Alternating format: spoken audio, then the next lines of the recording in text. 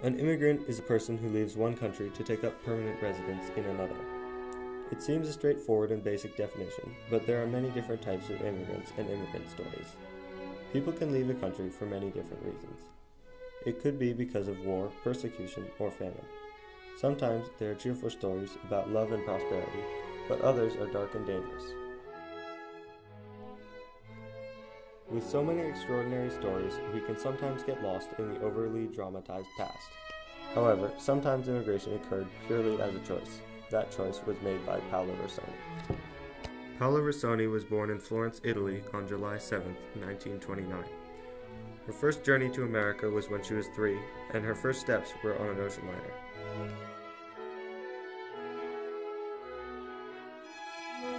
I guess I came over the first time in 1930, then 1932, 34, 36, and I think 38 was the last. When visiting America, Paola stayed with her family in New York. Oh yes, I was a real toddler, and we just stayed in one place. We played in my grandfather's house. So With garden right on the Sound, on Long Island Sound. So it was nice, the docks and the beach. Once the war began, Paola's visits to America stopped, and she stayed in Italy throughout the war. World War II was a brutal war. It was a global military conflict lasting from 1939 to 1945, which involved most of the world's nations, including all of the great powers, organized into 2 opposing military alliances, the Allies and the Axis. It was the most widespread war in history, with more than 100 million military personnel mobilized.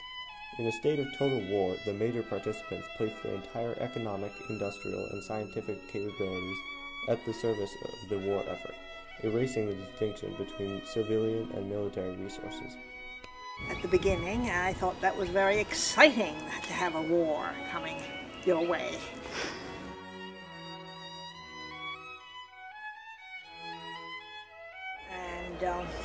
But we had to move nevertheless because they blew up all the bridges in order to delay the arrival of the Allies. Except for one bridge, the Ponte Vecchio, that they decided not to blow it up. But they blew up the 2 roads leading to the bridge. And so we lived near there, so we had to move from our house. And so with our wheelbarrow, and a few suitcases, 2 chickens, we moved and went to a depot, where lots of people put their furniture, and we lived there for a while. Anyway, that was sort of exciting. The bombing happened outside of the city. All the railroad tracks were bombed. She still viewed the war optimistically, and she remembered everyday events with a smile.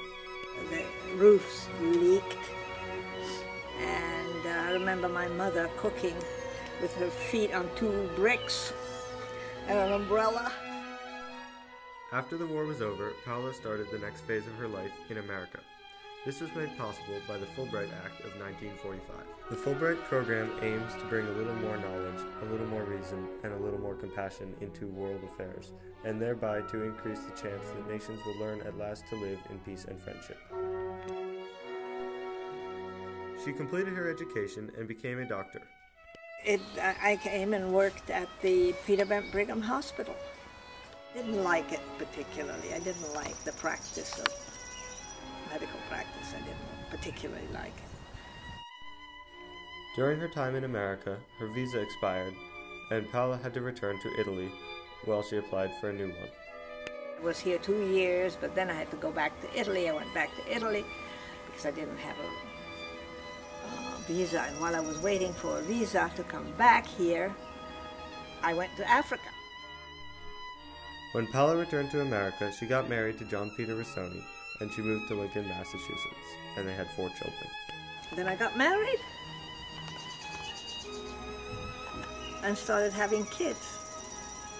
I had 4 kids. Paola had made many trips to America in her early life, and she had now settled down in Lincoln. Despite all her experiences in America, she still felt that she didn't always fit in. Well, you know, sometimes I felt I was in the wrong place. That, yes, it made. But then I was young, I was free, I could choose. However, she never faced discrimination because of her heritage. We could always blame everything on Mussolini. Like the Germans blame everything on Hitler, everything that I had to go through. Paola grew up in Italy with many different values and ideas about society. As a young child, the war was a fun, exciting experience, but now at the age of 81, with 8 decades of wisdom and knowledge behind her, Paola takes a different view on the war. She now knows what horrors the war threw at people, but even with her change in view, Paola stayed true to herself. Her optimism still plays a role in the way she views world affairs. Well, there's always good and bad, you know. There's nothing that is, perfection doesn't exist, really. There's no such thing.